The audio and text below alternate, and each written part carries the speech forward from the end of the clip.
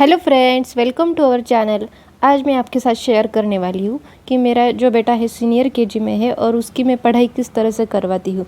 इस तरह के छोटे बच्चों से उनकी पढ़ाई करवा लेना कोई बच्चों का खेल नहीं है। ये काफ़ी टफ़ हो जाता है एक मदर के लिए। तो हमें किस तरह से सब कुछ करवा लेती हूँ वो मैं आपके साथ आज शेयर करने वाली हूँ। इस तरह से मैं उसको आफ्टरनून में और इवनिंग में उसको स्टडी के लिए बिठाती हूँ। कभी कभी वो ना सुने तो उसे मैं किचन में मेरा काम करते करते उसकी पढ़ाई ले लेती हूँ। उसे जो भी होमवर्क करना हो, राइटिंग करना हो तो उसे मैं उस तरह से करवा लेती हूँ। और मुझे जब भी टाइम होता है इवनिंग में या फिर आफ्टरनून में तो उसको मैं मेरे नज़दीक बिठा कर ही उससे सब कुछ करवा लेती हूँ।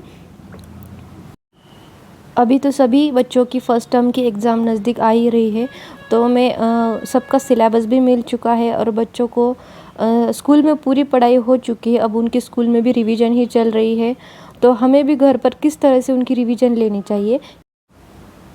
स्कूल में बच्चे टीचर के डर से तो वहाँ पर उन्होंने जो कुछ भी पढ़ाया है, राइटिंग ली है, वो सब कुछ कर ही लेते हैं, लेकिन घर पर सुनते नहीं है। तो उन्हें हम किस तरह से करवा सकते हैं वो मैं आपको दिखाती हूँ। ये मेरे बेटे का सिलेबस है सेकंड टर्म का। ये सारा सिलेबस उसका कंप्लीट हो चुका है। अब स्कूल में भी रिवीजन ही चल रही है। तो अब हमें भी घर पर रिवीजन लेने के लिए बोला है, तो हम उनकी किस तरह से रिवीजन ले सकते हैं मैं आपको दिखाती हूँ।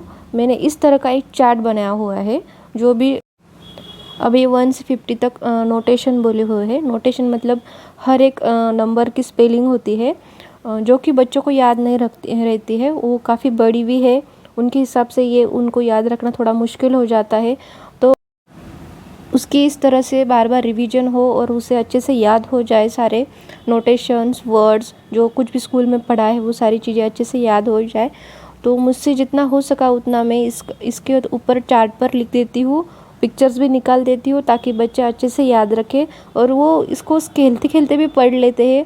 मैं बोलती हूँ तभी नहीं करता है वो जब कुछ खेलता है, टीवी देख रहा है तो उसको ये चार्ट दिख जाता है तो वो पढ़ने लग जाता है अपने आप ही।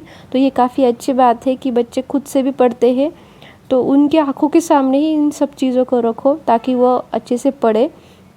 ऐसे खेलते खेलते भी उनकी पढ़ाई हो ही जाती है और ये काफ़ी मुझे इजी लगता है। अगर आपको ये पसंद आए मेरी ये आइडिया तो आप भी ज़रूर यूज़ कीजिएगा। इस तरह से वो स्कूल से आ जाने के बाद उसका लंच हो जाने के बाद वो जब भी आराम से बैठता है, खेलता है, उसके बाद मैं उसका एक बार रिवीजन ले लेती हूँ और रात में सोने से पहले भी एक बार रिवीजन ले लेती हूँ। उसे ये काफ़ी छोटा सा लगता है, उसको लगता नहीं ये पढ़ाई चल रही है और वो काफ़ी अच्छे से कर लेता है। तो मुझे ये आइडिया काफ़ी अच्छा लगता है कि बच्चों के आँखों के सामने सारी चीज़ें रखो ताकि वो अच्छे से पढ़ सके। आपको ये हमारा वीडियो पसंद आए तो प्लीज़ लाइक, शेयर और सब्सक्राइब कीजिएगा। Thank you.